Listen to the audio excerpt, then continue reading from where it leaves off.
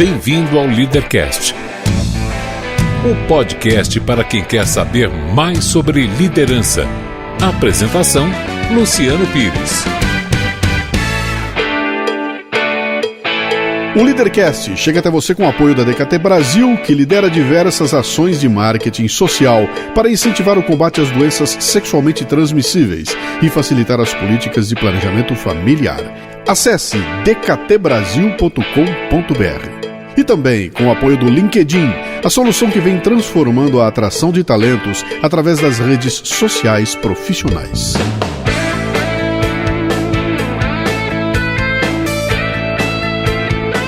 Bem-vindo, bem-vinda a mais um Leadercast. Hoje eu converso com Mauro Segura, que eu conheci por uma paixão em comum, o podcast. O Mauro é um daqueles executivos com fogo no rabo. Ele é hoje diretor de marketing da IBM do Brasil e... Bem, vamos à conversa, vai. É engraçado, todo mundo que eu trago aqui, eu digo, hoje é um programa especial. Eu acho que é bom isso, né? Porque significa que eu só trago gente especial aqui para conversar conosco. Mas o de hoje é até engraçado a forma como a gente acabou se encontrando, né? Deixa eu contar essa história um pouco do começo aqui. Você vai ouvindo, né? Depois você dá seu espetáculo, né? Há um tempo atrás saiu uma coluna, um colunista da Meio Mensagem fez uma coluna falando sobre podcasts no Brasil, e a coluna dizia mais ou menos o seguinte: os podcasts que eu mais gosto no Brasil, né? E ele ali elencou 10 podcasts, no meio deles estava o Café Brasil, que foi uma honra estar ali, e ele cometeu um pecado mortal que foi não incluir naquela lista de 10 podcasts simplesmente o Nerdcast, que é o maior podcast do Brasil.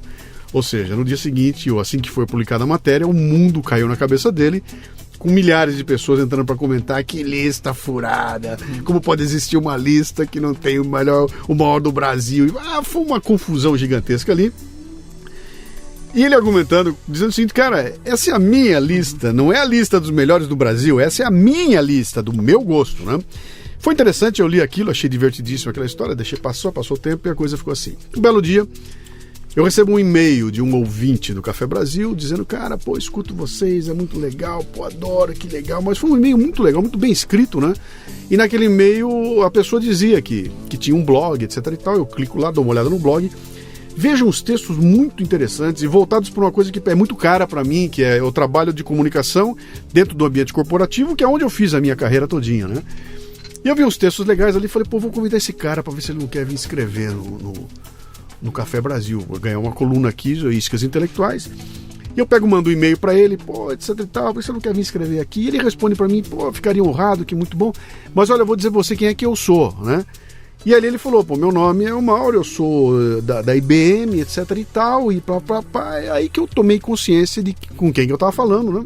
E fui descobrir que era o mesmo cara que tinha escrito aquela matéria lá atrás sobre os podcasts. É um ouvinte que conhece bastante sobre podcast, né? E nesse contato todo ele acaba se tornando um colunista do Café Brasil, fazendo suas iscas intelectuais ali. E a gente acaba aproximando esse contato. No fim eu falo: cara, que baita oportunidade de convidar alguém que atua numa área, que foi a área que eu atuei durante bastante tempo, que está convivendo com problemas que eu vivi durante o tempo todo, né? E que deve, a essa altura da vida, já ter sabido quase tudo que é possível saber sobre liderança e empreendedorismo. Cara, eu vou trazer ele para o Leadercast, né? Ele me dá um presente, né? Faz a sugestão da Fernanda, que é antropóloga. A Fernanda vem para cá, grava um programa também. Então hoje eu estou aqui diante do Mauro Segura. Que tem quantos anos? 55. 55. E que faz o quê? Eu sou diretor de marketing e comunicação da IBM. Diretor de marketing e comunicação da IBM, cara. Um prazer ter você aqui. Finalmente, né? Depois de trocas de e-mails e tudo mais, a gente pode conversar ao vivo e a cores, né? Olha só, eu não sei, vocês aí que estão ouvindo o podcast, o cara existe, eu tô tocando nele agora, tá? Ele é um mito, mas eu tô tocando nele. Imagina. Mas, Luciano, é um prazer estar aqui com você. Eu sou fã de podcast, já acompanho o Café Brasil já há um bom tempo. E essa história que você contou do podcast me causou uma bela dor de cabeça durante um bom tempo. E eu tive a ousadia o título desse post era Os Melhores Podcasts do Brasil. Só que eu não coloquei na minha opinião no título. Então, certo. Você imagina o que aconteceu, né? Mas, na verdade, falando em podcast, é uma mídia um pouco negligenciada, né? A gente vai falar um pouco sobre marketing e comunicação, obviamente, mas é uma mídia muito negligenciada pela área de marketing. Eu acho que falta uma melhor análise do potencial, do quanto que essa mídia toca engajamento, colaboração. É uma das poucas mídias que realmente ele fomenta o engajamento de um possível consumidor. Enfim, mas de qualquer maneira, voltando ao ponto aqui, obrigado pela oportunidade. Imagina. Já sou ouvinte do Leadercast, então tamo junto. Davi, vamos na segunda temporada aqui agora, né? Então, Mauro, você sabe que aqui o ponto focal desse programa aqui é falar sobre liderança e empreendedorismo. Não é necessariamente falar do trabalho que você faz, mas é entender como é que você chegou até aí, quais foram as decisões que você tomou ao longo da tua vida e que te trouxeram para essa posição que você está hoje aqui e que quem olha agora fala, pô, legal, tá, mas de onde veio esse sujeito, né? Então eu queria começar assim com esse breve histórico, né? Qual é a tua formação, de onde você veio e como é que você chegou até o... Eu fiz o segundo grau, fiz uma escola técnica, me formei em eletrotécnica, comecei a trabalhar muito cedo já no segundo grau. No Rio? No Rio de Janeiro, na Escola Técnica Federal. Imediatamente depois eu me inscrevi no vestibular para engenharia elétrica. Não foi uma escolha muito pensada, na verdade eu já era um técnico em eletrotécnica, gostava, curtia e vamos lá, vamos ser engenheiro.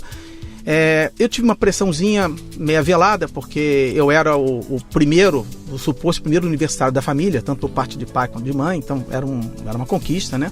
Mas enfim, eu fiz o curso de engenharia ao longo dos 5 anos, trabalhei durante aquele tempo todo e trabalhando como técnico numa empresa no subúrbio do Rio, gostava, uma fábrica de transformadores, legal, virei chefe de produção e tal.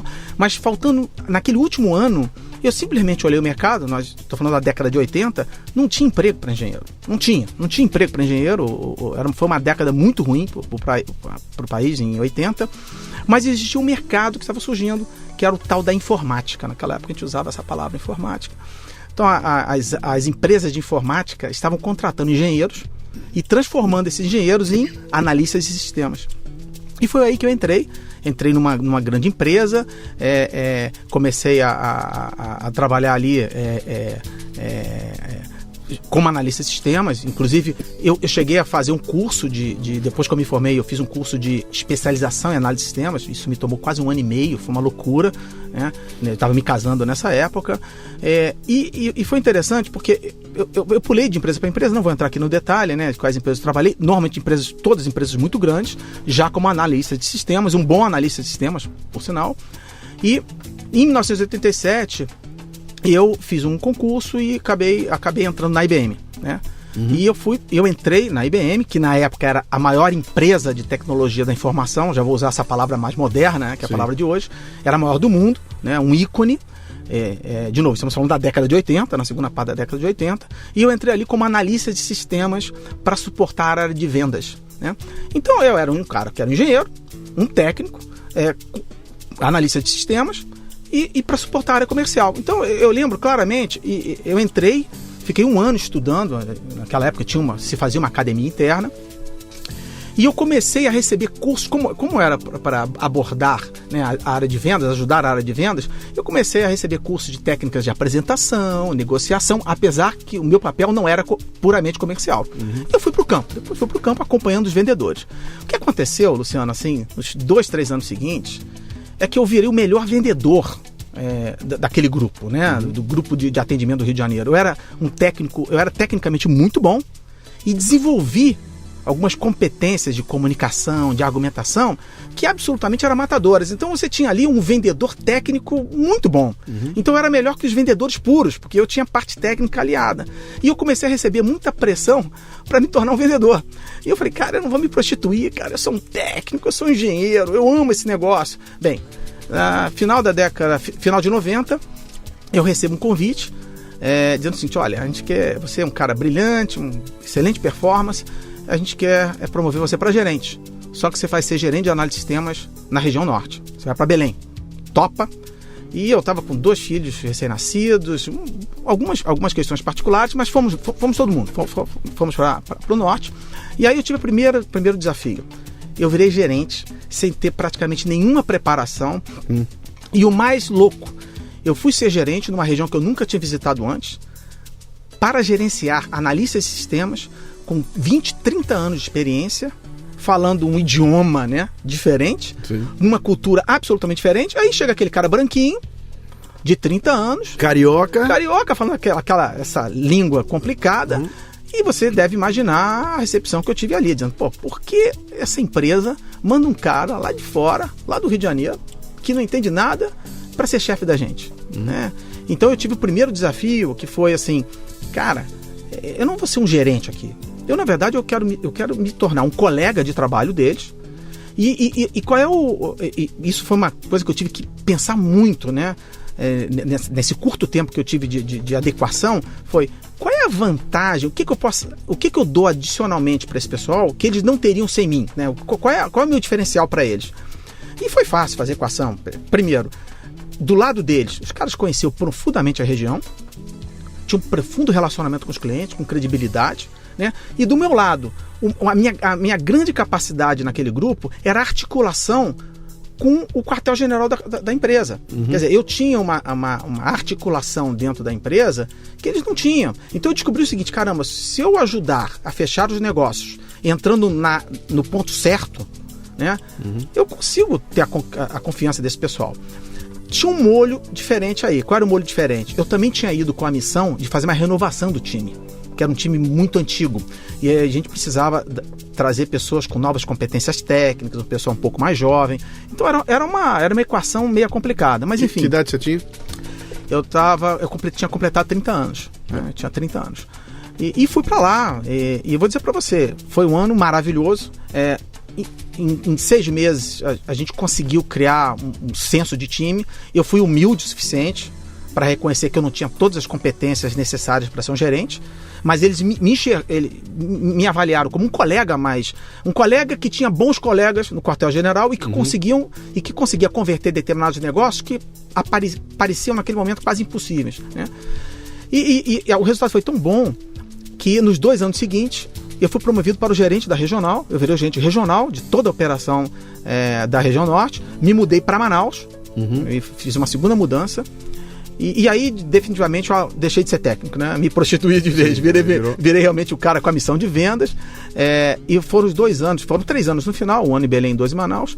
E eu vou conversar para você, eu acho que foram os melhores anos da minha vida, porque eu tinha crianças pequenas, o meu casamento tinha alguns poucos anos de vida, e de repente a gente se viu na região norte, dizendo assim, caramba, não tem mais papai, não tem mais mamãe, eu tenho que me virar aqui.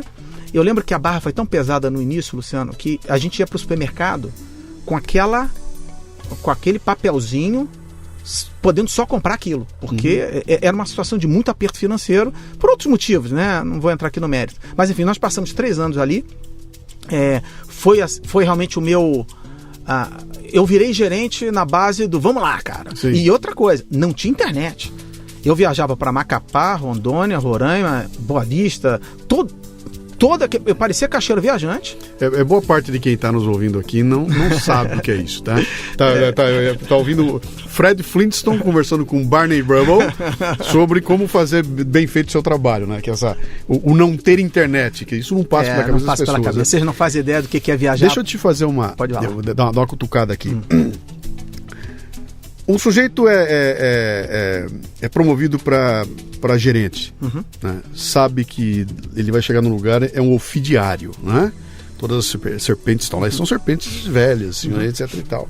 Sabe que não tem as manhas, porque não foi treinado para isso. Quer dizer, a primeira vez na minha vida eu vou entrar, vou ser jogado nessa arena, e ai de mim, e vou ser devorado aqui, né? Quais foram os cuidados que você tomou ali? O que é que se você puder olhar para trás e falar, bom, deixa eu ver as coisas que eu fiz ali que deram muito certo e que são imprescindíveis para quem se vê numa situação dessa, né? O segredo de um líder, né? O líder que a gente pode até... o podcast é para discutir liderança, né? A liderança é a sua capacidade de influenciar pessoas, né? Talvez em busca de um propósito comum, alguma coisa assim. Então, a primeira coisa, a coisa que me veio à cabeça, e que eu só mais tarde... Poxa, eu já tô com 25 anos, quase 30 anos de experiência como gerente, né? Então, depois, mais tarde, com a experiência, a gente realiza isso e coloca de forma mais estruturada. Mas a primeira coisa, quando eu cheguei ali, foi, cara, eu tenho que descobrir quem aqui realmente vai ser meu aliado. Quem aqui eu vou ter uma relação transparente, honesta, quem aqui vai me trazer as coisas de uma maneira, assim, sem uma segunda agenda, né? Então, a primeira coisa quando eu entrei foi entender do time quem era quem, né? Quem quem influenciava os outros. E depois eu desenvolvi uma teoria, aliás, eu nunca vi isso escrito em livro nenhum, eu desenvolvi uma teoria chamada 262. 262. Isso é uma teoria para você aplicar para você. Legal. Assim, num grupo de 10 pessoas, você sempre vai ter 2 pessoas super positivas, otimistas, aquelas que acreditam que tudo vai dar certo, e você vai ter 2 negativas, pessimistas, que jogam pedra no meio do caminho e reclamam de tudo. E no meio você vai ter 6 pessoas que vão olhar para um lado e para o outro. E no meio desses 6, alguns vão adotar o lado esquerdo e alguns vão adotar o lado direito. Você, como gerente ou como líder, cabe a você identificar quem são essas 2 pessoas positivas, dar espaço para elas e fazer com que aquele sentimento consiga contagiar os outros. E aí sim você acaba transformando a equipe. Então, claro que eu só fui aprender. Isso você pode fazer com 10 pessoas, com 20 pessoas, sempre vai acontecer. Assim, pessoas otimistas, positivas e pessoas para baixo. Eu fiz aquilo meio empiricamente. Eu sei, caramba, quais são as pessoas aliadas que têm uma capacidade de influência nos outros que vai me ajudar? E imediatamente, naqueles primeiros meses, eu me juntei com essas pessoas. Mas tem que ser pessoas de bem, pessoas que querem o melhor, né? Esse foi talvez o meu maior segredo. E o meu segundo maior segredo, que não é um segredo, mas foi o seguinte: o que realmente eu consigo contribuir? Porque, assim, eu não vou ser gerente dessa turma. Eu tinha 30 anos, cara. Eu estava gerenciando pessoas de 50, 55 anos. E tem uma situação pior, Luciano. Eu, quando fui para Manaus, eu fui substituir um gerente da filial que tinha 60 anos de idade. Eu tinha 30 anos de idade. O nome do cara era Ladislau. Pessoa ótima. E eu me lembro claramente na minha primeira visita a um cliente em Manaus. O cliente virou para mim e falou assim: cara, o Ladislau saiu, não deixou nenhum filho, ele deixou um neto. Eu lembro, isso foi impactante para mim. E realmente eu entubei, né? E encaixou, né? Bem, enfim, eu tive uma experiência fascinante e a experiência foi tão boa e os resultados foram tão espetaculares que eu fui convidado para ir para Nova York, passar um ano em Nova York, no Headquarters da América Latina, que naquela época era em Nova York. Você foi? Fui. E foi, eu não vou entrar aqui que isso merece um programa, a minha mudança de Manaus para Nova York, né? Eu saí de Manaus com 40 graus e cheguei em Nova York com a maior nevasca de Nova York da década, menos 10 graus. É assim, alucinante. Mas enfim, eu passei um ano em Nova York e vou confessar para você, eu não curti. Não curti não é nem a questão da cidade, né? Eu não curti trabalhar em headquarters, trabalhar com planejamento, PowerPoint. E eu era um cara que eu era de caixeiro viajante, vender coisas. É impressionante como a tua história é parecida com a minha. Eu fiz colégio técnico de eletrônica, prestei vestibular para engenharia elétrica, só que na hora de escolher, eu escolhi comunicação em São Paulo, então eu não segui, eu fui ali. Também fui trabalhar numa baita empresa. Também fui convidado para ir para o exterior. Não fui, porque eu fui para lá, passei um mês dentro do headquarters e falei, cara, desculpe. Não, cara, eu quero feira, bicho. Eu quero grito, eu quero caos, eu quero energia, eu quero suor. E lá era tudo certinho. Eu falei, cara, eu vou morrer aqui dentro, né? Acabei não indo lá, né? Mas deixa eu falar um pedacinho aqui. Como aqui é um bate-papo, né? Uma entrevista, né? E aconteceu comigo em alguns momentos coisas parecidas com essas suas aí. De repente está diante de uma equipe, a gente cresceu muito, a minha equipe triplicou assim no prazo de um ano, porque a empresa resolveu lançar produtos novos, né? E aí nós montamos uma equipe que tinha um departamento de assistência técnica e fomos buscar os caras que eram ícones do mercado. Buscar cara que estava na Metal Leve, cara que veio da Cofap, e começam a chegar uns senhores de 60 e poucos anos de idade, super conhecidos do mercado, e eu era o gerente de marketing, gerente de marketing naquela época, com 30 anos de idade também, né? E a minha mensagem, quando eu peguei um por um para conversar, e a conversa começava sempre, eu sentava na frente, olhava no olho do cara e falava o seguinte: bicho, eu não sou uma ameaça. Eu não estou aqui para te ameaçar, não tenho a menor ideia do que você faz, não me interessa o trabalho que você faz, eu não vou aprender o que você faz, você está aqui porque a gente achou que você é o melhor cara e eu vim aqui para ser a tua ajuda, eu não vou te ameaçar, desde que você me ajude a fazer também, né? E esse exercício de ser assertivo, que aí é que tá o grande lance dos americanos, cara, eu adoro os gringos por causa disso, cara, eles são absolutamente assertivos, eles sentam na tua cara, reduz você a sulfato de pó de bosta e em momento algum aquilo é pessoal. Quando termina aquela discussão que o cara te botou no chão, os dois estão... A gente não consegue fazer isso. Cara, brasileiro já cospe na cara do outro, já sai na porrada, porque tudo vira pessoal aqui, né? Mas eu comecei a exercitar isso e foi muito legal quando você você surpreende um brasileiro. Quando você está na frente do cara, você é assertivo, tá? É assim, é assim, é assim, é assim. E eles não estão acostumados a jogar tão claramente, de forma tão transparente. Então isso, quando acontece, eu estou contando agora como uma dica também, né? Quer dizer, se eu estou diante dessa oportunidade, agora eu vou liderar uma equipe que não me conhece, a primeira coisa é o seguinte, eu não sou uma ameaça, né? E também não sou o idiota que vocês estão achando que eu sou. Né? Tanto que eu estou aqui abrindo um jogo para vocês para dizer a que eu vir, né? Eu sou o cara que pode abrir caminho para vocês, desde que vocês me ajudem a fazer, né? No meu caso específico de Manaus, aqui, eu era uma ameaça. Por que eu era ameaça? Apesar deles não saberem disso, porque eu fui para fazer uma renovação do time. E eu fiz a renovação. Sim. Eu, com um pouco mais de um ano, eu fiz uma mudança do time, 50% do time foi mudado. E eu trouxe pessoas de outros estados, tipicamente mais do Norte e do Nordeste, contratei pessoas da própria cidade para fazer essa renovação. Eles sentiam que havia alguma coisa no ar, entendeu? Mas essa sua dica é fundamental, porque a tendência é essa mesmo, né? E um belo dia você sai de vendas e vai parar na área de marketing e comunicação. Então tem uma história, essa história eu preciso contar pra você. Eu vou querer saber essa história de quando é que você deixa de ser índio para ser mocinho, né? Vamos lá. Vamos lá. Estava eu vou contar essa história com detalhes, porque essa história é muito divertida. Eu passei em Nova York um ano, passando em algumas áreas específicas, né? E no final, não sei o quanto que a audiência aqui tem noção, mas na década de 90 a IBM passou por uma grande dificuldade, quase naufragou. E ela fez uma grande virada estratégica exatamente na década de 90, e eu estava vivendo isso em Nova York, né? Isso aconteceu exatamente no período de 93 a 95, e em 94 eu estava em Nova York vivendo isso tudo, né? Então, é o momento em que ela diz, não sou mais fabricante de computador, não quero mais saber de hardware. E virou uma empresa de serviços. E quero ser uma empresa de serviços. Esse era o conceito. E era uma coisa muito louca para nós aqui, porque a gente estava falando de uma empresa que vendia produto, então o seu diferencial é o produto, e de repente você fala, não é mais o produto, agora é o serviço. E o serviço é o ser humano que presta. Então havia uma mudança de mentalidade muito grande. Bem, enfim... E havia uma percepção muito negativa da imagem da IBM, dizendo, puxa, a IBM está indo pro vinagre, né? Bem, enfim, entrou naquela época, em 93, um chairman chamado Lou Gerstner, que fez a virada da companhia, e ele tinha uma preocupação muito grande com a imagem, e ele tinha um conceito na cabeça que é assim, olha, eu não posso transformar a empresa para depois fazer todo o posicionamento, a comunicação externa. Porque não vai ter tempo. Até lá a empresa morre. Eu tenho que fazer tudo isso ao mesmo tempo. Eu tenho que fazer a transformação interna ao mesmo tempo que eu mudo a mensagem externa. Então ele teve um foco muito grande em comunicação. Bem, eu não tinha nada a ver com isso. Nada. E eu lembro que no meu último mês, lá em Nova York, por volta de novembro, o meu mentor, que era o diretor de operações, na verdade, da IBM Brasil, me ligou e falou assim, Mauro, eu tenho uma boa notícia e tal, você vai passar um mês com a diretora de comunicação da América Latina, para você ter uma experiência em comunicação. Eu não entendi muito bem, mas achei o seguinte, olha, é mais uma experiência, depois eu assumi, depois eu volto para o Brasil e vou voltar para a área de vendas, que é a minha área. Bem, eu lembro que eu tive essa reunião com ela.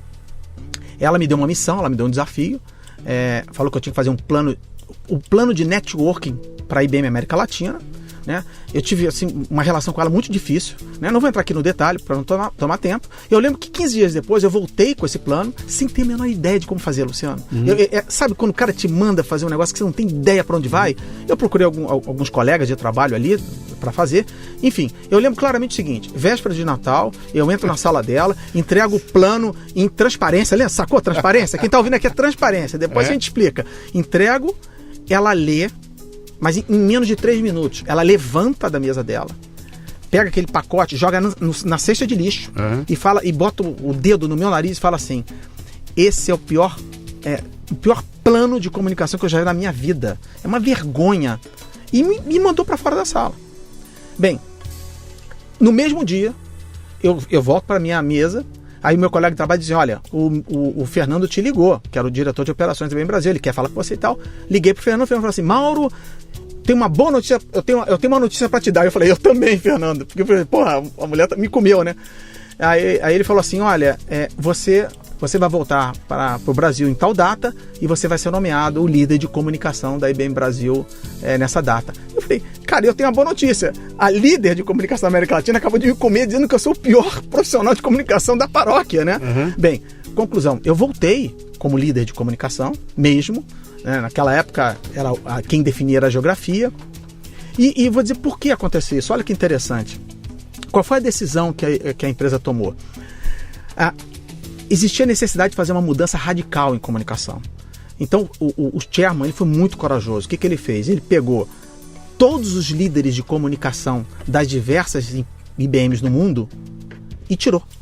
De uma hora para outra. Falou assim, olha, alguns foram aposentados, alguns foram migrados para outras áreas, e todos os que assumiram a liderança de comunicação nas diversas IBMs do mundo foram pessoas que nunca tinham passado pela área de comunicação antes dentro das empresas. Alguns eram formados em comunicação e outros, como eu, não tinha nenhuma formação de comunicação, né? Qual era a mentalidade? A mentalidade é o seguinte, eu estou colocando todo um grupo novo. Sim. Que vai daqui para frente seguir esse processo novo. Aquela mulher dançou. Não tem laço, mulher dançou. Dançou alguns meses depois. Tá?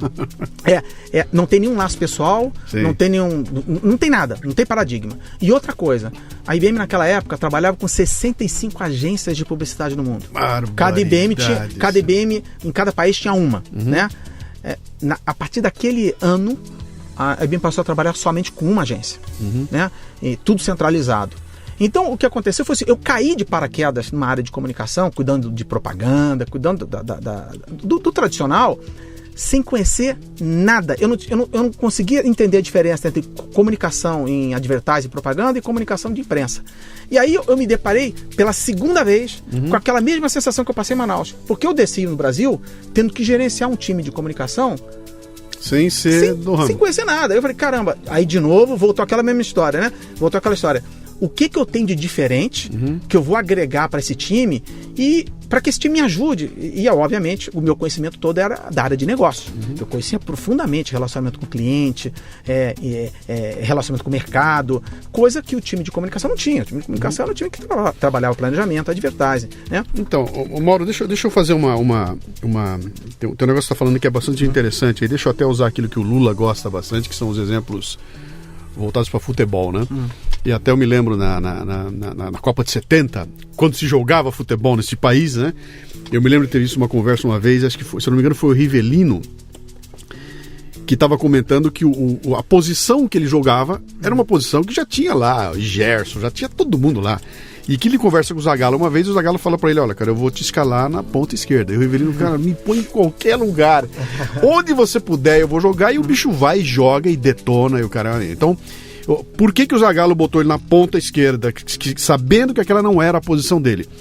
Porque o Rivelino tinha uma porrada de atributos que bicho pode botar em qualquer lugar que ele vai jogar muita bola, né?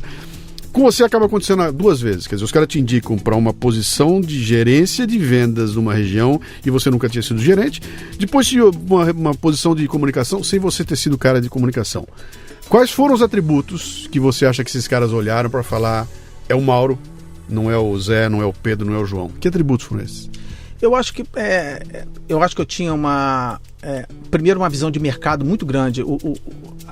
O principal foco deles foi colocar uma pessoa que primeiro tivesse uma capacidade de conhecer o mercado mesmo, muito grande, porque, assim, imagina, um time de comunicação que tinha pouco contato com o mercado, se fosse liderado por outra pessoa realmente puramente comunicação, talvez a coisa não ficasse tão bem balanceada. Então a primeira característica deles o pessoal pensou, vamos colocar um cara que realmente tem um tremendo conhecimento de mercado para agregar esse conhecimento técnico à operação. E a segunda foi uma coisa que talvez, isso foi reconhecido na época, uma capacidade muito grande de montar equipes, né? De criar espírito de time. E isso é uma característica que eu desenvolvi muito ao longo do tempo, obviamente que a gente vai aprimorando, né? Que é a capacidade de você criar times. Depois eu fui aprender, no início meu objetivo era montar times mais homogêneos, né? Depois eu aprendi que é exatamente o contrário que é legal, é você trazer diversidade para o time, né? Trazer diversidade, pessoas que pensam diferente, pessoas que não necessariamente têm o mesmo ponto de vista que o seu, inclusive, né? Pessoas, inclusive, que têm um perfil diferente. A gente falou há tempos atrás sobre 262, né? Pessoas que sejam, às vezes, um pouco mais críticas com pessoas muito otimistas, Sim. pessoas muito inovadoras com pessoas processuais. Quer dizer, você conseguir criar esse equilíbrio, ele é muito saudável. E normalmente os gestores, eles não gostam muito disso. Os gestores querem trabalhar, eu brinco, os gestores querem floresta de pinheiros, né? Todo mundo igualzinho, Sim. bacaninha, que não cria aborrecimento, que não apurrinha. E aí você não sai do lugar. Até porque o potencial de você ter conflito num grupo de desiguais é gigantesco. E a primeira posição, a primeira tarefa que um líder tem que fazer é gerenciar conflito. Quer dizer, eu adoro o caos, eu adoro gente gritando, adoro o barulho, adoro essa energia, porque para mim isso significa energia criativa, né? Tem gente que odeia. Tem gente que fala, não, cara, bota tudo igualzinho, vamos na batidinha, porque aí não vou ter que gerenciar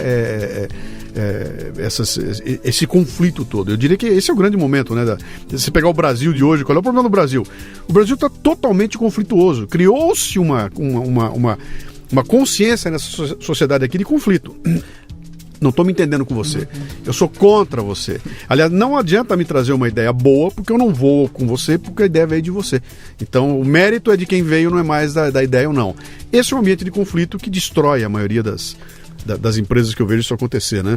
E talvez isso seja alguma das coisas que os caras viram lá. Esse cara consegue gerenciar. Porque o problema, Luciana, a missão principal ali era você criar um time multifuncional, mundialmente, de novo, numa época que a internet estava surgindo. De novo, a internet começava a surgir naquela época. Então, o processo de comunicação, de colaboração, não havia rede social. Como é que você monta uma equipe de 1.000 pessoas espalhadas pelo mundo e cria um senso de colaboração sem uma ferramenta? Então, realmente, ali a missão era você ter determinados líderes ali que pudessem fazer essa cola, né? Então, essa questão de saber montar time, saber trazer pontos de vista diferentes. Depois eu também aprendi que eu tenho que ter pessoas que gostam de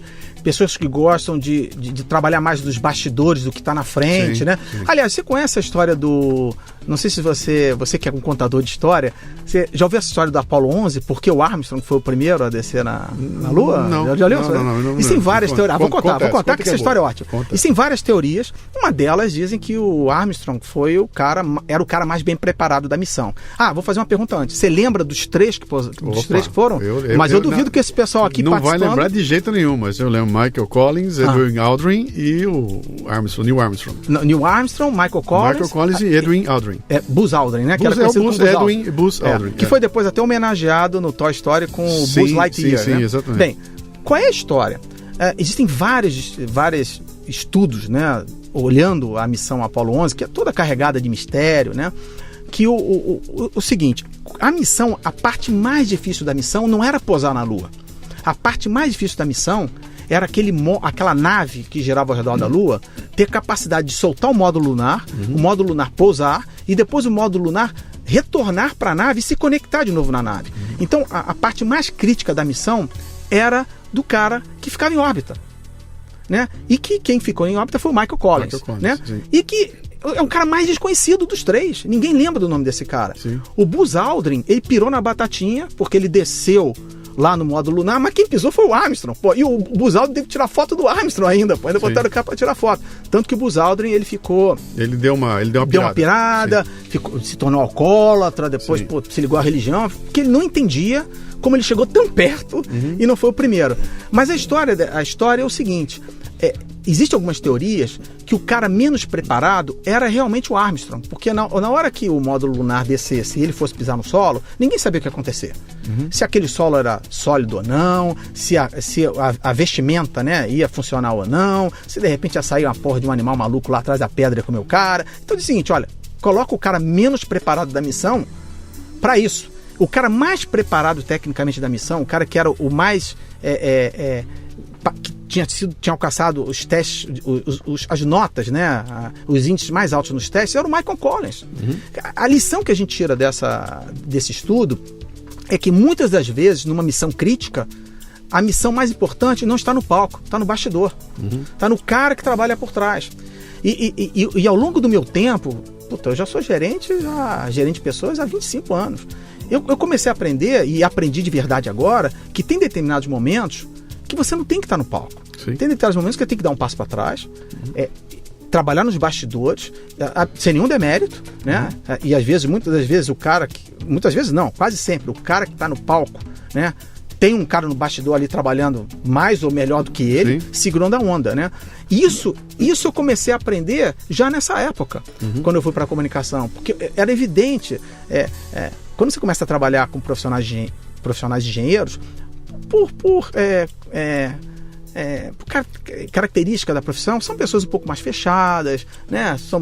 Eu sou engenheiro. Cartesianos. O cara de comunicação é mais esporrante, né? O cara, tá. Então eu comecei a descobrir que, tinha uns caras ali que era o cara que tinha que ir pro palco.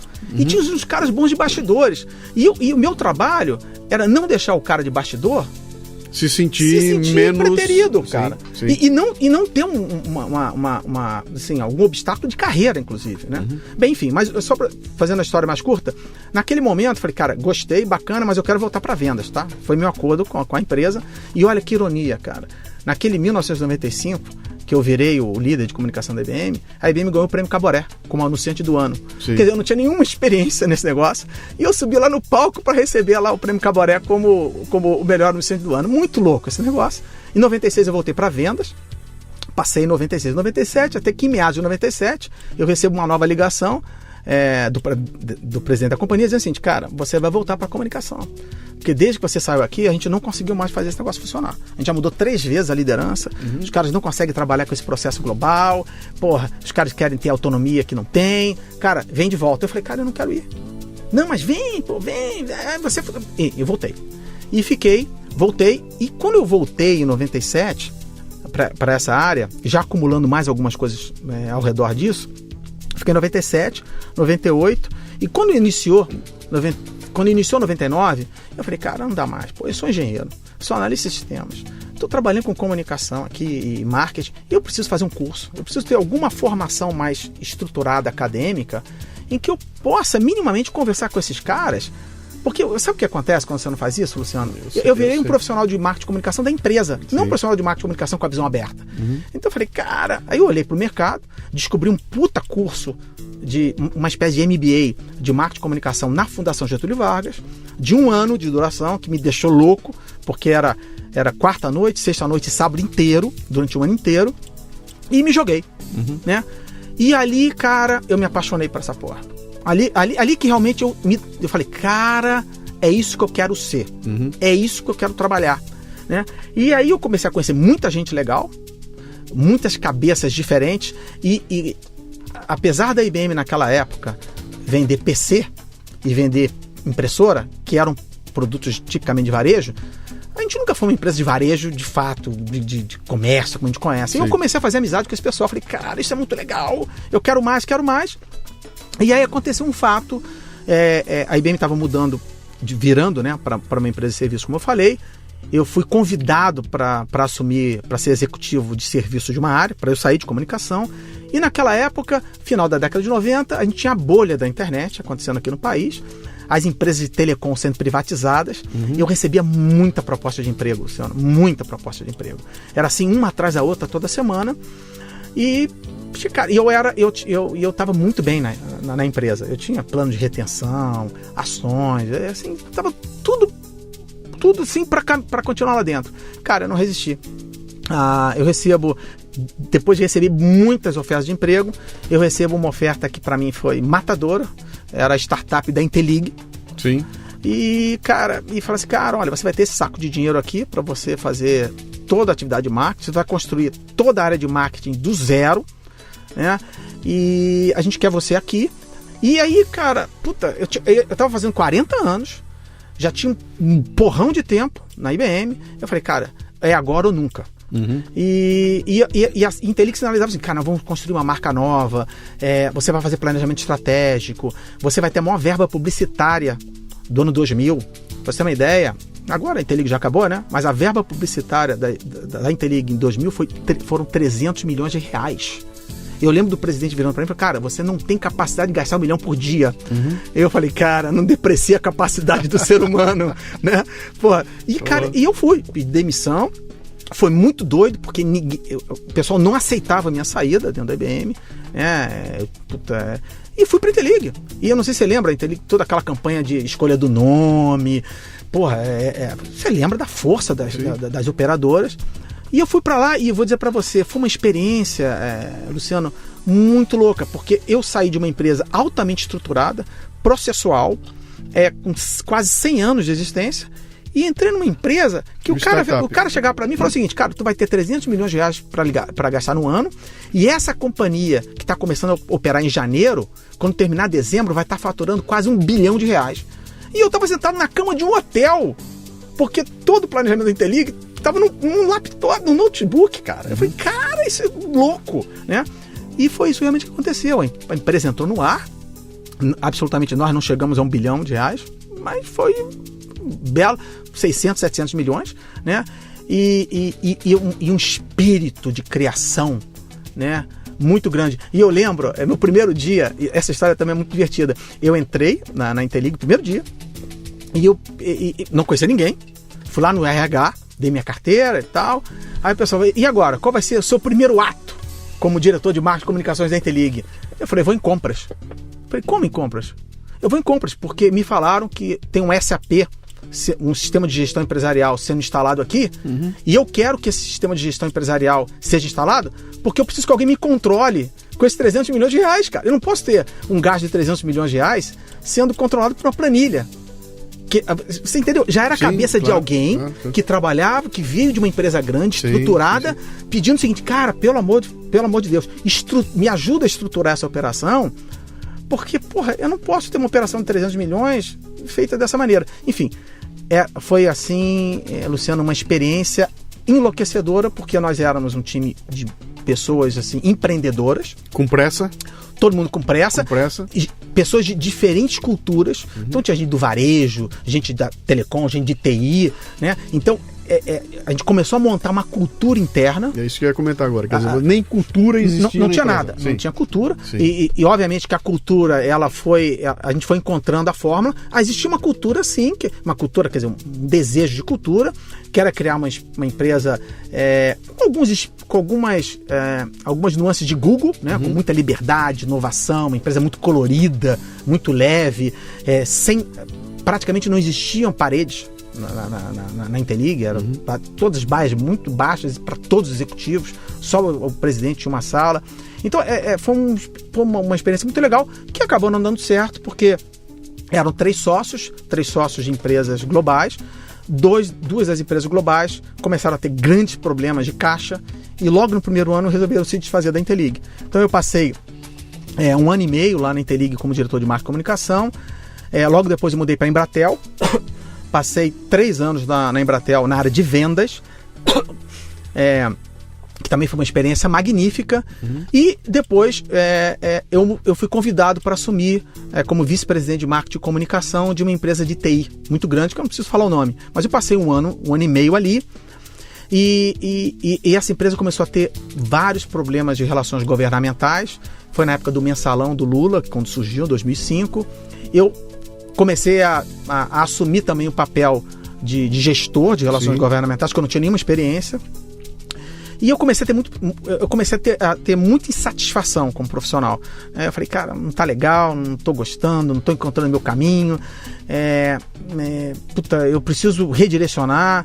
E eu lembro que já no início de 2006, numa dessas ligações telefônicas que a gente faz para amigos, liga a Vera Dias.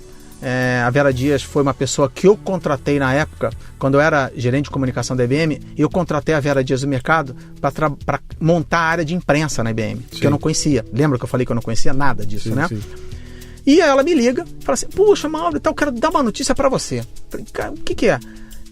Virei a diretora de comunicação da IBM América Latina. Eu falei, pô, Vera, que legal, você lembra quando você foi contratada? Pô, que barato, você virou diretora de comunicação e tal. Mas eu não tô aqui só para isso não. Não, o que é? Eu quero te convidar para voltar para a IBM. Mas eu tô com o pé atrás. Eu falei, mas por quê? Porque eu quero convidar para você ser o líder de comunicação da IBM Brasil de novo. Só tem um problema. Eu vou ser a sua chefe. E você me contratou. Eu queria saber se você tem algum problema com isso. Eu falei, Vera, claro que não. Você é um profissional muito especial. Você foi minha professora em toda a parte de relações públicas e imprensa. Tudo que eu aprendi na vida foi realmente com você. E vai ser um prazer trabalhar com você. E eu saí numa condição, Luciana, aí faz parte de umas decisões da vida, né? Eu estava nessa empresa como vice-presidente de marketing e comunicação, ganhando de América Latina, realmente ganhando um salário muito bom, com certo conforto, porque não tinha risco de emprego, mas muito infeliz, né? Com um ambiente de trabalho complicado, um contexto muito enrolado. E eu fui para a IBM e eles falaram o seguinte: você vem para a IBM, mas você não vai entrar como diretor. Você entra como gerente e depois vamos ver o que acontece. Então a minha esposa, ela se diverte, porque você pega a minha carteira de trabalho, do lado esquerdo está escrito vice-presidente de marketing e comunicação na América Latina, salário tal, e do lado direito fala gerente de comunicação da IBM, um salário muito menor. Então eu tomei uma decisão na minha vida em 2006 de fazer uma mudança de vida radical, que racionalmente talvez não fizesse grande sentido. Sim. Mas sabe aquele movimento em que você está caminhando, encontra uma barreira e de repente você tem que dar um passo para o lado, dar um passo para trás para sair daquela barreira? Uhum. E eu falei, caramba, eu vou voltar para uma empresa que eu conheço. Naquela época, a IBM já tinha definitivamente feito a transformação, já crescia alucinadamente. Aqui no Brasil o crescimento era enorme, né? Eu falei, cara, depende de mim. É uma empresa que eu conheço, tem um relacionamento ali, claro que muita gente nova, né? Uma empresa muito maior. Para você ter uma ideia, quando eu voltei, a empresa ela já era 3 a 4 vezes o tamanho daquela, em termos de força de trabalho, né? E eu assumi como gerente de comunicação. Em 3 anos eu virei diretor, assumi a área de marketing e praticamente final de 2008 para cá, eu tenho essa área de marketing e comunicação, que basicamente toca todas as disciplinas, né, da área, né? E me reposicionei internamente dentro da companhia e muito feliz, né? Porque... Essa era a pergunta que vinha agora. Não, tá feliz? Muito Quer dizer, feliz. A gente vê um arco, né? Você dá uma volta e de repente retoma a uma posição que talvez se eu tivesse hoje, se tivesse continuado lá, e talvez estivesse nessa mesma. Luciano, essa discussão de carreira é interessante, porque os meus filhos, eles não entendem muito bem determinadas coisas da minha vida. Né? A gente conversa muito sobre isso. Meus 2 filhos já estão formados, já trabalham. Um trabalha numa gestora de investimento, o outro trabalha no Google, né? Então estão todos bem, né?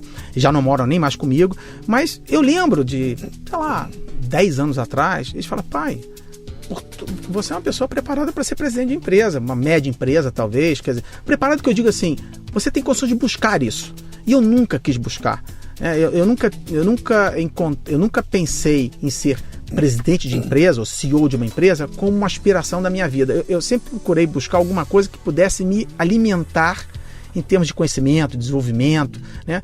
E quando eu comecei a encontrar esse caminho de marketing e comunicação, e pela minha vida você viu que eu patinei, né? Eu troquei muito de emprego e trabalhei muito nessa questão de engenharia, análise de sistemas, vou para lá, vendas para cá. Eu demorei muito para encontrar um caminho. E assim, quando eu olho para trás e vejo meus últimos 10 anos, eu digo assim, cara, eu encontrei o caminho agora, né? Com que idade você encontrou o caminho? Eu fazendo umas contas rápidas aqui, assim, sendo otimista, tá? Com 40 anos. Talvez uns 45, mas sendo otimista com 40 para minimizar. Isso é super importante, né? Porque a gente... Vamos lá, vou fazer aquele exercício que eu adoro fazer com todo mundo que vem aqui, né? Imagina que do outro lado aqui está nos ouvindo um garoto, uma menina de 24, 25, 26 anos de idade, que tem pressa, que quer agora o emprego, quer agora o cargo, quer agora o salário, quer agora e tem que ser já, imediatamente. E de repente você vem aqui e fala o seguinte, cara, levei 40 anos, levei 45 anos para chegar no momento que eu falo, puta, me encontrei. Tem gente que a essa idade já tá pensando, desisto, né? Não quero mais saber, não quero levar adiante, né? E você cuida de uma equipe grande, sei lá quantas pessoas na tua equipe hoje. 100 pessoas. É um bocado de gente ali, né? E lá dentro deve ter uma molecada assim, com 26, 27, muito, etc, chegando lá, né? Com pressa. Todo mundo com pressa, né? Como é que você lida com isso, cara? Como é que essa molecada que chega desesperada para fazer acontecer já, você sabe, evidentemente, que eles não têm aquela... Eu costumo brincar com a turma, sempre fala, senta na minha frente aqui um moleque de 30 anos, extremamente bem sucedido, eu falo, cara, você tem mais dinheiro que eu, você viajou mais que eu, você é mais bonito que eu, comeu mais mulher que eu, fez o diabo mais que eu, mas tem uma coisa que você nunca vai ter mais do que eu. Eu sou mais velho que você. Eu tenho muito mais tempo na face da terra do que você. E isso me dá uma série de coisas que ele não tem. Por mais que ele tenha um monte de coisa ali, né? Você tem uma baita experiência, tá sentado aí, tá vendo essa molecada surgir. Como é que é? O que você vê dessa molecada? Como é que você toreia essa molecada? Como é que você dá o meu breca, pensa? Como é que é? Ou não é isso? Ou você põe fogo pra... Não, é uma combinação de coisas. É muito difícil hoje você gerenciar essa turma mais nova. Primeiro porque tudo é mais rápido, a velocidade é uma coisa alucinante. Na verdade, existe uma combinação entre uma pressa de crescer na carreira, né? Cara, tem alguns, não necessariamente estão comigo, mas o cara entra, e o cara daqui a 5 anos já quer ser diretor da companhia, há 10 é presidente, né? E só tem um presidente, né? Mas a maioria entra querendo fazer coisas diferentes, poder dar opinião, poder entrar em projetos inovadores. Então existe talvez essa para mim é a principal característica, né? É assim, os caras querem entrar no que vale a pena, em coisas diferentes. Claro que o cara que aperta parafuso é importante, mas se você puder discutir pro cara, vem cá, a gente tá apertando certo? O que você acha que a gente pode fazer diferente aqui com esse parafuso, né? Então o ponto, essa moçada nova é uma moçada muito bem preparada, certamente muito mais preparada do que eu, né? Em termos de formação, em termos de visão. Porra, com a nossa idade aqui, com 15 anos, porra, qual era o nosso relacionamento? Nosso relacionamento era, assim, a nossa comunidade era os seus vizinhos de rua e os amigos de escola. Sim. Porra, esses caras estão trabalhando com redes sociais, conversando com o mundo. Estão jogando um game com um cara da Romênia, da Rússia. Cara, não dá pra competir com a gente, Luciano. Não, a gente não tem o pique, nem o conhecimento desses caras. O que acontece é o que você falou, a gente tem mais experiência. Então, muitas das vezes, a gente sabe o que vai acontecer. Você consegue prever o que vai acontecer daqui a 5 dias. Olha, se esse negócio seguir dessa maneira, vai dar merda, né? O departamento vai dar merda, eu tenho né? uma história deliciosa que então conta. Eu fazia os eventos, aquela coisa acontecia, e a turma preparava tudo, aí eu chegava no evento lá, né? E chegava no evento, batia o olho, tá mal, e um dia um deles virou pra mim e falou, como é que você consegue ir direto na cagada, bicho? Como é que você entra aqui, você entra na sala e bate o olho, mas você não olha para as coisas, você olha a cagada. Você já vai direto no ponto. Como é que você faz isso, né? Eu falo, cara, eu já fiz essa cagada aí 500 vezes. Hoje eu já sei de antemão onde é que elas podem estar, né? Quer dizer, essa experiência que tem um valor brutal e que esse mercado anda meio que deixando isso de lado, porque essa experiência custa caro, né? Eu vou trocar um cara de 10 por 2,5 e acho que vai ser a mesma coisa que vai dar. E tem um detalhe, né, Luciano? Assim, as pessoas estão menos dispostas a ficarem mais tempo fazendo as mesmas coisas. Sim. Então, e não tem jeito. Quando você olha uma pessoa, você tem a questão da formação técnica, que é aquele conhecimento técnico, e tem o caso da experiência. Experiência é tempo, cara. Claro que você pode acelerar a experiência. Você, por exemplo, submete um cara a projetos mais diferentes e tal, você consegue até acelerar um pouquinho. Mas não tem jeito. Experiência é um acúmulo de experiências. Né? Então, assim, voltando à questão da turma mais nova, a turma mais nova ela tem uma cabeça diferente. Eu vou te contar uma história também muito simples. Um colega meu, diretor de uma empresa de telecom grande, falou assim, cara, aconteceu um fato surreal. Pô, eu tinha uma funcionária minha que era a mais bem preparada, alta performance, era uma pessoa preparada para ser executiva dessa empresa. Pô, nós protegemos, demos aumento e tal. Cara, ela pediu demissão hoje. Eu falei, tá, e aí? Deve ter recebido uma oferta e tal. Não, ela até recebeu uma oferta, mas ela disse para mim que não estava saindo pela oferta. Ela estava saindo porque não concordava com a estratégia que a empresa tinha na área de responsabilidade social. Quer dizer, a menina, ela estava saindo porque não concordava como a empresa atuava na área de cidadania. Cara, isso é uma cabeça completamente diferente. Na nossa época, imagina que você... Não se passava. Você nem tinha acesso a esse tipo de informação? Quase passava. E, outra coisa, outro cara que me contou também de uma outra empresa aqui, que eu também não vou citar o nome, tinha um programa que eles levavam estagiários para participar de algumas reuniões de diretoria. Era uma coisa de inclusão, né? Mas só estagiários e trainees, mas de alto potencial. E a ideia é o seguinte, cara, é para você ir lá assistir e não falar. E botaram um cara, e o cara no meio da reunião falou. Resolveu falar. Sim. Dizer, olha, deixa eu dar uma opinião aqui. E pior, ele deu uma opinião totalmente pertinente, né? E perguntaram, e um cara perguntou, vem cá, quem é esse cara? Quer dizer, você sente que é um pessoal que quer participar, que quer se expor. Então, quando eu analiso essa turma, a minha maior preocupação aqui é aumentar o máximo o espectro de discussão com esse pessoal, né? Não cercear, caminhos de carreira dentro da empresa. Eu tenho sorte, porque eu trabalho numa empresa grande, uma empresa que tem 400 mil funcionários, cheio de porta. Então, o que eu faço aqui é apresentar as portas. Né? Claro que às vezes eu me lamento muito, às vezes eu tenho uma pessoa super talentosa, cara, eu não consigo entregar para ela aquela expectativa que ela tem de carreira naquele momento, e tem alguém do lado, o meu vizinho aqui, dizendo, cara, acenando a bandeirinha para ela, vai lá, puta, vai lá. Mas assim, a discussão, Luciano, hoje em dia é uma discussão muito transparente, é uma discussão em que você tem que dar feedback o tempo inteiro, discussões de carreira é algo recorrente, é assim, não entregue os seus projetos somente para o pessoal mais sênior, traga gente nova, submete, dê exposição para essa turma, essa turma pensa diferente, né? A gente está aqui falando de profissões que certamente daqui a 5 anos talvez não existam mais, 10 anos. Então, de repente, a gente está com profissionais dentro da nossa estrutura ali, onde daqui a 5 anos essa estrutura está toda implodida. Então, no final das contas, você não quer o cara só pelo conhecimento técnico, você quer o cara pelos aspectos comportamentais, pela capacidade desse cara aprender, se desenvolver. Então, tem todo um lado comportamental que hoje o indivíduo tem que se desenvolver. E acho que talvez nessa geração mais nova, talvez seja o mais complicado. Porque nós aqui, apesar de a gente ser cheio de defeito na nossa geração, a gente tem uma das virtudes que a gente teve aqui, foi saber dar tempo ao tempo. Né? A gente foi mais perseverante, a gente foi mais calmo. Assim, a turma mais nova não tem. Tudo aqui é efêmero, tudo aqui é rápido. E às vezes a gente não consegue entregar isso. E não há como você ser rápido sem ser superficial, cara. Você não consegue mergulhar fundo em mais coisa nenhuma, né? Então, isso é uma falta tremenda que eu ando sentindo bastante no mercado, é encontrar gente que, cara, o cara voa baixo, mas ele voa raso, cara. Ele não consegue aprofundar, né? Que pra aprofundar vai te tomar um baita tempo, você não vai ter tempo de conseguir aquilo, e até uma dedicação que é complicada. Então, hoje em dia, quando a turma vem falar comigo, aliás, essa é uma das razões de eu ter criado a tal da isca intelectual, né? Eu falei, cara, como é que eu consigo falar com essa turma? Bicho, não adianta eu chegar para lá com um compêndio, eu tenho que chegar com uma isca. Alô? Ilumino. Olha ali, viu, cara? Quer? Vai atrás, entendeu?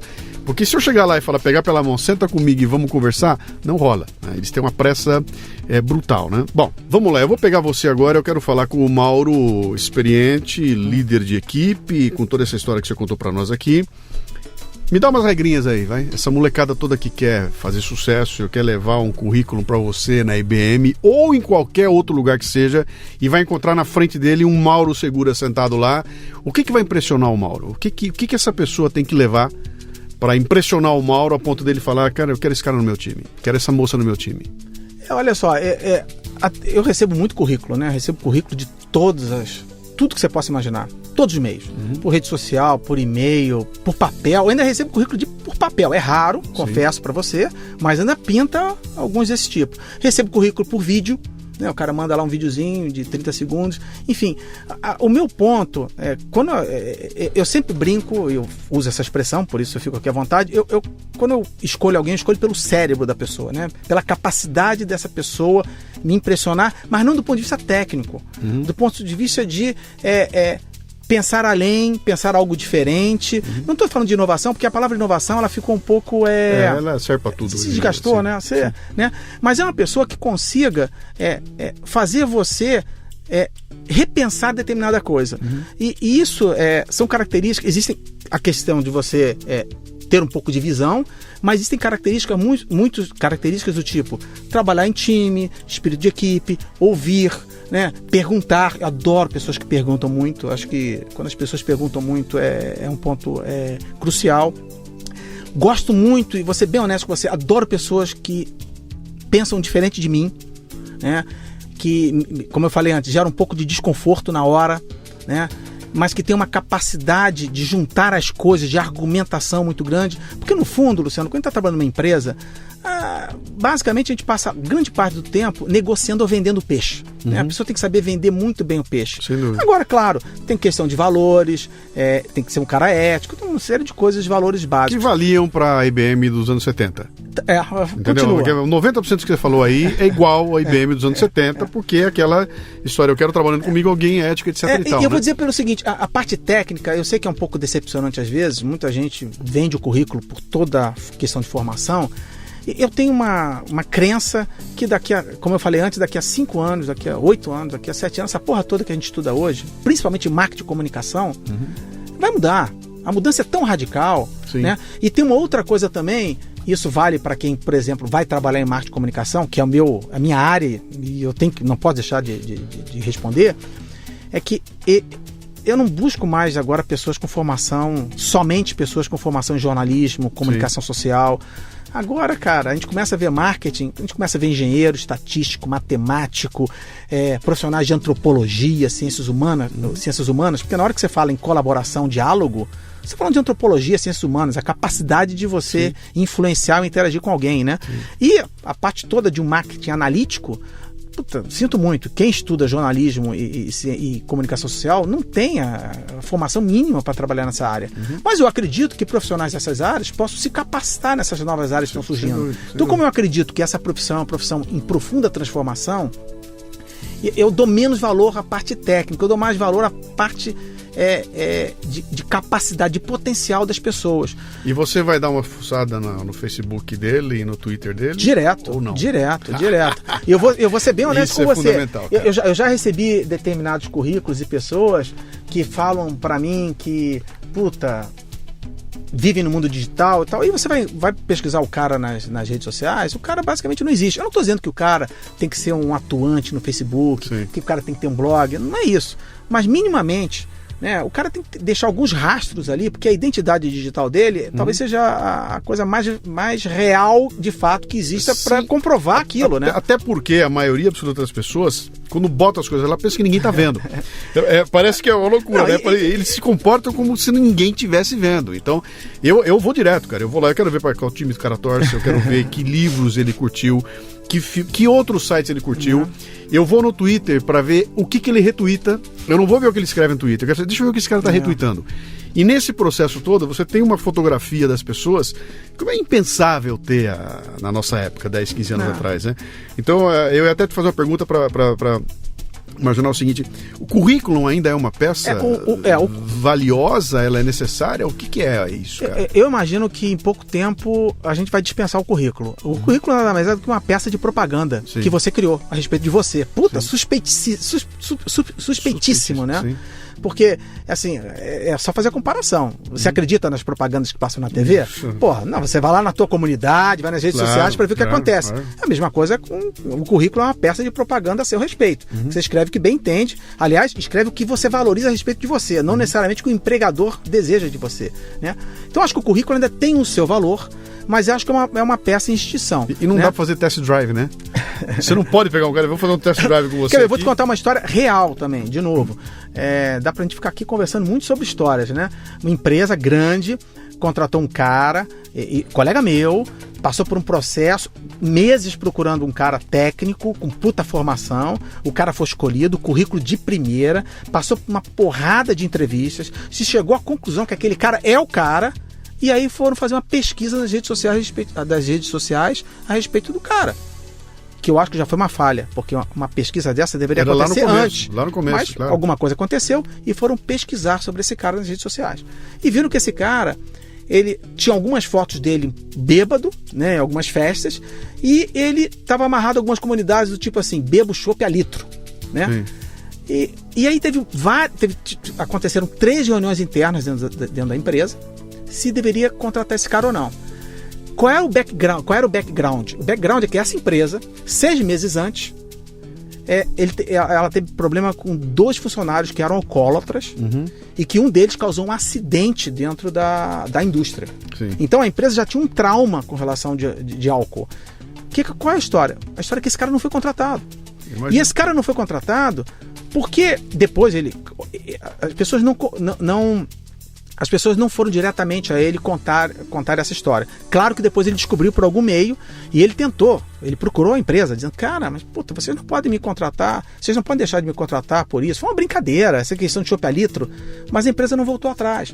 Então o que está acontecendo hoje é que os rastros digitais que nós deixamos na web, a gente tem que pensar muito bem, porque existe até uma teoria num dos livros aí malucos que eu li, que diz que daqui a pouco nós vamos ter 2 identidades ou mais identidades na vida atual. A gente vai ter uma identidade nas redes sociais. Sim. E uma identidade real, de fato, quem a gente é. Sim. Porque a gente vai começar a ter pessoas montando identidades fakes, né? Falsas, das né? redes. Isso é construção de marca, cara. Você, construção de marca. Teu Facebook, teu Twitter é para construir a tua marca. E é uma faca de dois legumes, né? Como diria em Bauru, porque se você faz um negócio falso para mostrar que você é o gostosão, você não vai conseguir ser inteiro ali. Ele não vai chegar onde precisa. Se você é um cara verdadeiro, você corre o risco de botar lá, eu tomo chopp a litro e dançar nesse processo. O que eu quero botar é o seguinte, é um momento fantástico agora de mudança no mercado que está impactando em todas as coisas, impactando na forma como eu contrato alguém, na forma como eu me vendo para alguém, e de um jeito que não tem um papa que você chega lá e pergunta como é que faz, o cara é assim, assado. Nós estamos aprendendo agora, na porrada, né? Estamos dando trombada para poder desenvolver esses processos de um jeito como nunca aconteceu. Pegando esse gancho, Luciano, e já que a gente está aqui com muita gente nos ouvindo, né? As pessoas devem, não quero transformar isso numa coisa complicada, mas as pessoas devem criar minimamente um projeto de como ela deseja ser conhecida no mundo digital. Qual é o seu projeto de identidade digital? O que você posta no Facebook vai influenciar na sua vida profissional. Uhum. O que você posta no LinkedIn, o que você escreve no LinkedIn, se você cria um blog. Eu não estou dizendo aqui que as pessoas, um profissional de marketing de comunicação, tem que criar um blog de marketing de comunicação. O cara pode criar um blog de fotografia, ou sustentabilidade, qualquer coisa. Mas, enfim, que ele mostre ali no mundo digital o que ele tem de melhor. Porque aquilo vai ser um diferencial e pode fazer diferença no emprego, numa carreira, ou até se tornando um empreendedor, né? Porque, na verdade, quando você se torna empreendedor e tem um negócio próprio, cara, você está exposto, né? As pessoas digitam Luciano Pires na linha do Google. Sim. E ali sabem da sua vida, né? Então as pessoas têm que entender que esse mundo é um mundo absolutamente transparente, não tem mais nada escondido. O mundo é exposto nas redes sociais, no mundo da web, tem muito mais peso numa decisão do que um currículo, por exemplo. Sem dúvida. Entendeu? Muito bom, cara. Dá pra ficar aqui até amanhã contando história aqui, mas a gente tem que chegar no final, né? Você escreve em várias colunas, me dá a dica aí. Quem quiser conhecer o trabalho do Mauro, quem quiser contatar o Mauro, quem quiser saber mais do Mauro, encontra onde? Bem, vamos lá. Eu sou um isqueiro, como você chama, adorei, aprendi essa palavra. Isso aí. Né? Sou isqueiro do Café Brasil, cafezinho, tô lá. Botando fogo na turma aí. Toda semana lá, colaborando pro Café Brasil. Colaboro também pro Meio Mensagem, que é um veículo importante na área de marketing e comunicação. Eu tenho um blog meu, chama Quinta Onda, onde começou com uma brincadeira e virou algo legal. Tem textos muito legais, né? Muito legais. Já tem uma boa quantidade de seguidores, né? Alguns milhares. Escrevo também no LinkedIn, no LinkedIn surpreendente, eu tenho uma rede grande também no LinkedIn, muito segmentada em marketing de comunicação, onde eu também escrevo, né? E eu posso ser acessado pelo Facebook, o meu Twitter é Mauro Segura, @MauroSegura, meu e-mail... Facebook também é Mauro Segura. O Facebook também é Mauro Segura, e o meu e-mail é msegura@br.ibm.com. Legal. Tá bom? Valeu muito, adorei aqui. Agora vamos tomar um cafezinho, né? Vamos, obrigado pela visita aí, Mauro. Um abraço. Um abraço. Você ouviu o Leadercast, mas ele continua no portal cafebrasil.com.br, onde você encontrará a transcrição desta entrevista com links e mais informações. portalcafebrasil.com.br. Vá lá. Ajude a enriquecer o programa com seus comentários, leia os comentários de outros ouvintes e mande sugestões de pessoas que você gostaria que fossem entrevistadas no programa. E se quiser nos contatar pelo WhatsApp é o 11 967 89 8114. O Leadercast chegou a você com o apoio da DKT Brasil, que distribui a mais completa linha de preservativos e géis lubrificantes do país, com a marca Prudence. A DKT realiza um espetacular trabalho de marketing social, contribuindo para o combate às doenças sexualmente transmissíveis e para as políticas de planejamento social. A DKT lidera e empreende. Acesse dktbrasil.com.br. E o Leadercast também chega com o apoio do LinkedIn, a solução que vem transformando a atração de talentos através das redes sociais profissionais. Agende uma demonstração gratuita dos serviços para atender suas necessidades de recrutamento em br.talent.linkedin.com.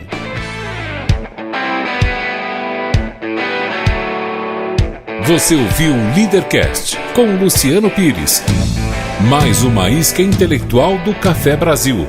Acompanhe os programas pelo portal cafebrasil.com.br.